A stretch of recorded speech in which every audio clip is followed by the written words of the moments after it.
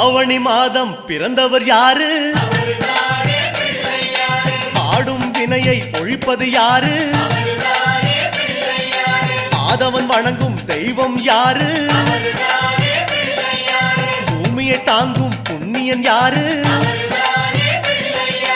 அனலாசுரனை தின்றது யாரு? ஆணவம் நீக்கும் நாயகன் யாரு? முப்புரி அணிந்த மூலவன் யாரு? அவரும் வாழ்வது எங்கே கூறு?